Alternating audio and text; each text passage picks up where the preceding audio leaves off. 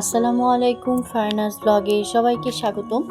কাছে এবং দূরে, দেশে এবং দেশের বাইরে যে যেখান থেকে আমার আজকের ভিডিওটি দেখছেন, আশা করি সবাই ভালো আছেন। আমিও আলহামদুলিল্লাহ ভালো আছি। মাছ ভর্তা তো কম বেশি সবাই আপনারা খেয়েছেন, তবে মাছের ভর্তা যে এত মজা করে বানানো যায় তো আমি আসলে চিন্তাও করতে পারিনি যে এত মজা হবে। মাছের মধ্যে আজকে একটা উপকরণ মিশাইছি, তো সেই উপকরণটা দিয়ে কিন্তু মাছের ভর্তাটা দ্বিগুণ স্বাদ হয়েছে, মানে সেটাই আপনাদের সাথে আজকে শেয়ার করব। আশা করি আজকের রেসিপিটি ভালো লাগবে। তো মাছ ভর্তা করার জন্য আমি এখানে মিডিয়াম সাইজের দু পিস মাছ নিছি। তো বড় সাইজের হলে এখানে এক পিস হবে, তো এই জন্য আমি যেহেতু ছোট সাইজ নিছি তো মিডিয়াম সাইজ, তো এই জন্য আমি 2 পিস মাছ নিয়ে নিছি। তো মাছটাকে কিন্তু আগে থেকে খুব সুন্দর করে অফ ক্যামেরা আমি ধুয়ে একদম পানি ঝরাই নিছিলাম। আর তার মধ্যে একে একে লবণ, পরিমাণ মতো লবণ, হলুদের গুঁড়ো, একটু মরিচের গুঁড়ো আর রাঁধুনি মাছের যে মশলাটা, তো সেটাও আমি হাফ চামচ পরিমাণ সব কিছু অল্প অল্প পরিমাণ দিয়ে নিছি। তো এইভাবে কিন্তু মাছটা মাখায় যদি ভাজা হয়, তো তারপর যদি ভর্তা বানানো হয়, তো ভর্তাটা কিন্তু খেতে অসম্ভব মজা লাগে। আর এইভাবে কিন্তু মাছ ভাজি করলেও খুব ভালো লাগে এই মশলাগুলো দিয়ে মাছটা মাখাইলে। তো আমি খুব সুন্দর করে মশলাটাকে একদম মাছের সাথে খুব ভালোভাবে মাখায় নিচ্ছি, দেখতেই পাচ্ছেন। এটাকে কিছুক্ষণ ম্যারিনেট করে রাখলে খুব ভালো হয়। তো আমি এখানে এটা হচ্ছে কি মশলাটা মাখায় 10 মিনিটের মতো ম্যারিনেট করে রাখছিলাম। যদি হাতে সময় বেশি থাকে তো আধ ঘন্টার মতো এটা মাখায় রাখলে খুব ভালো হয়, মশলাটা একদম ভিতরে ঢুকে যায় মাছের, খুবই সুন্দর একটা ঘ্রাণ হয় ভর্তার মধ্যে। অফ ক্যামেরায় কিন্তু দেখতেই পাচ্ছেন অলরেডি কিন্তু আমি একটা প্যান গরম করতে দিয়ে দিছি, আর এখানে সরিষার তেল দিয়ে দিছি। আর মাছগুলোকে এখন তেলের মধ্যে একটু ভেজে নিব। যদি হাতে সময় কম থাকে তো 10 মিনিট ম্যারিনেট করে রাখলেই হবে, তবে একটু বেশিক্ষণ যদি ম্যারিনেট করে রাখা যায় মাছটা কিন্তু খুবই সুন্দর একটা ঘ্রাণ হয় ভর্তাটা। তো এবার আমি মশলাগুলো যে মাখায় রাখছিলাম মাছটা, তো সেটা এখন খুব সুন্দর করে এখন ভেজে নিব। দেখতেই পাচ্ছেন খুব সুন্দর লাল লাল কালার হয়েছে, আমি উল্টায় দিচ্ছি। তো এপিট ওপিট উল্টায় এটাকে কিছুক্ষণ সুন্দর করে একদম মচমচা করে ভেজে নিতে হবে। তো মাছটা কিন্তু অলরেডি অনেকটা ভাজা হয়ে গেছে, তো আমি এক পাশে কিন্তু মরিচগুলো দিয়ে দিলাম। মাছ ভাজা হতে হতে মরিচটাও খুব সুন্দর করে এই পাশে ভাজা হয়ে যাবে। একদম লাল মরিচ, খুব সুন্দর, এই মরিচগুলো খুবই মজার, দারুণ মজার, মানে সুন্দর একটা ঘ্রাণ মরিচটায়। আর এটা দিয়ে ভর্তা বানালে যে কোনো ভর্তায় কিন্তু খুবই মজা লাগে। যেহেতু আজকে শুকনো মরিচ দিয়েই বানাবো, একটু পরিমাণটা বেশি দিলাম, কাঁচা মরিচ দিব না আজকে, শুকনো মরিচ দিয়েই বানাবো। তো মরিচগুলোকে একদম লাল লাল করে খুব সুন্দর করে ভেজে নিতে হবে। তো এক সাইডে মরিচ ভাজা হচ্ছে আর এক সাইডে মাছটা আমি ভেজে নিচ্ছি। তো এদিকে কিন্তু পটল আর বেগুন ভাজি করা হয়েছিল। পটল ভাজিটা কিন্তু খেতে খুব ভালো লাগে, সাথে বেগুন ভাজিটাও খেতে অসম্ভব ভালো লাগে। তো সুন্দর করে একদম লাল লাল করে ভেজে নেওয়া হয়েছিল। তো এদিকে আমার মরিচটা কিন্তু খুব সুন্দর করে ভাজা হয়ে গেছে, দেখতেই পাচ্ছেন। তো আমি মরিচটা এখন একটা পাত্রে তুলে নিব। মাছটাও প্রায় হয়ে গেছে। তো মাছটা আমি আরও একটু উল্টে দিচ্ছি, উল্টে দিয়ে আরও একটু মচমচা করে ভেজে নিব।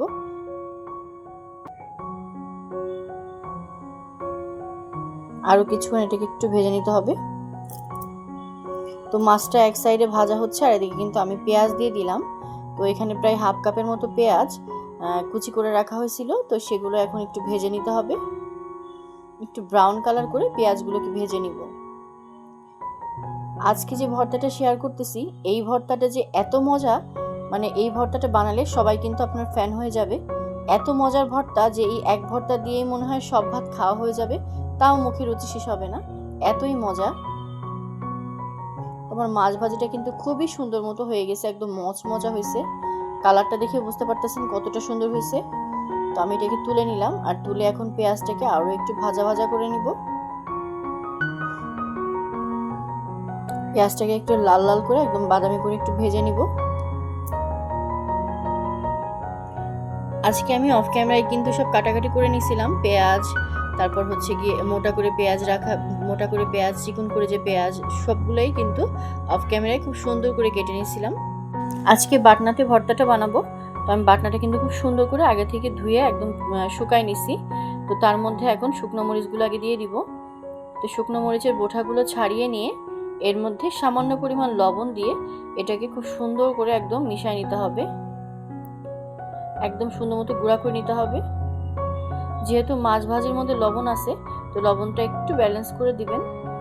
এখানে পরিমাণ মতো আমি অল্প পরিমাণ দিয়ে নিচ্ছি।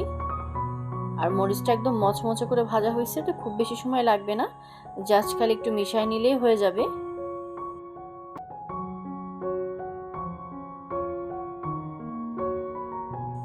আমি মরিচটাকে খুব সুন্দর করে এখন মিশিয়ে নিব। তো মরিচটা যখন খুব সুন্দর করে একদম মিশানো হয়ে যাবে, তো এই পর্যায়ে কিন্তু ভাজা মাছটা এর সাথে মিশিয়ে দিতে হবে। তো আমি প্রথমে একটু মাছের কাঁটাগুলো বেছে নিব। এই রুই মাছে কিন্তু কাঁটা খুব বেশি থাকে না, তো মাঝখানে কাঁটাটা সহ জাস্ট অল্প কয়েকটা কাঁটা থাকে, তো এই কাঁটাটাই সুন্দর করে একটু বেছে নিতে হবে। তো আমি 2 পিস মাছেরই কাঁটাগুলো খুব সুন্দর করে একে একে বেছে নিব।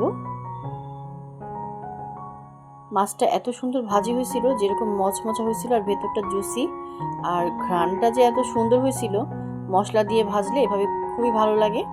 আর বাচ্চাদের কিন্তু এমনি শুধু এরকম মশলা দিয়ে ভেজে দিলে, সস দিয়ে কিন্তু দিতে পারেন নাস্তার মতো, খুবই মজা লাগে। আর এটা কিন্তু অনেক উপকারী, মাছ তো অনেক উপকারী একটা জিনিস, তো এটা কিন্তু নাস্তা হিসাবেও দিতে পারেন। তো আমি একে একে কিন্তু এই যে 2 পিস মাছেরই কিন্তু কাটা একদম বেছে নিছি, দেখতেই পাচ্ছেন খুবই সুন্দর করে একদম বাছা হয়ে গেছে।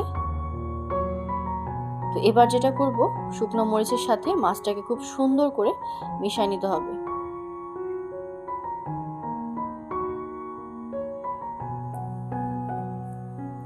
এই ভর্তাটাকে সুস্বাদু করার জন্য আমি আজকে কিন্তু মাত্র একটা পটল ইউজ করছি, যে পটলটা ভেজে রাখছিল।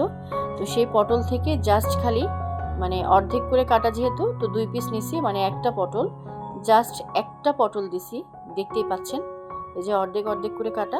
তো এই 2 পিস দেওয়াতে এই ভর্তার স্বাদটা কিন্তু দ্বিগুণ হয়ে যাবে। তো দেখতেই পাচ্ছেন আমি কিন্তু ভাজা পটলটাকে খুব সুন্দর করে মিশিয়ে নিছি।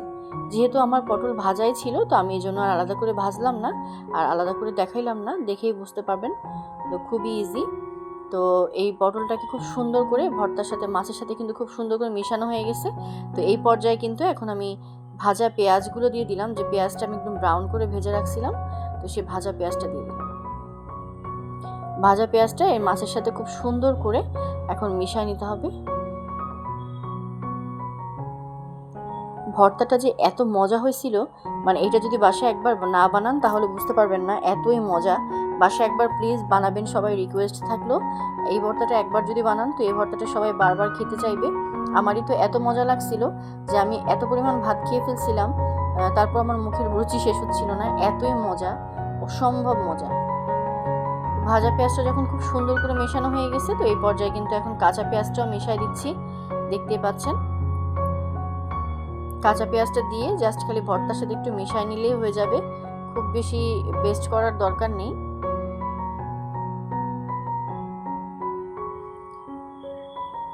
একদম লাস্ট পর্যায়ে আমি এখন যেটা দিব, একটু খাঁটি সরিষার তেল, জাস্ট খালি উপর দিয়ে একটু তেল দিয়ে দিলাম, সরিষার তেল দিয়ে এখন এটাকে মাখায় নিচ্ছি। এত সুন্দর একটা ঘ্রাণ বের হয়েছে তেলটা দেওয়ার সাথে সাথে, মানে কি বলবো, অসম্ভব সুন্দর একটা ঘ্রাণ। তো আলহামদুলিল্লাহ, আমার খুবই মজার লোভনীয় মাছের ভর্তা কিন্তু একদম রেডি। এই ইউনিক মাছের ভর্তাটা আপনাদের কাছে কেমন লাগলো অবশ্যই কিন্তু কমেন্ট করে জানাবেন। রেসিপি ভালো লাগলে একটা লাইক দিয়ে দিবেন, আর অবশ্যই আমার চ্যানেলটি সাবস্ক্রাইব করে সবাই পাশে থাকবেন। পাশে থাকা বেল বাটনটা অন করে দিবেন, যেন নতুন কোনো ভর্তা রেসিপি ছাড়ার সঙ্গে সঙ্গে সবার আগে পৌঁছে যায় আপনার কাছে। দেখতে পাচ্ছেন ভর্তাটা দেখতে যেমন লোভনীয় হয়েছে, ভর্তাটা খেতেও কিন্তু অসম্ভব মজা হয়েছিল, আসলেই খুবই মজা হয়েছিল। বাসায় প্লিজ সবাই একবার হলেও ট্রাই করবেন।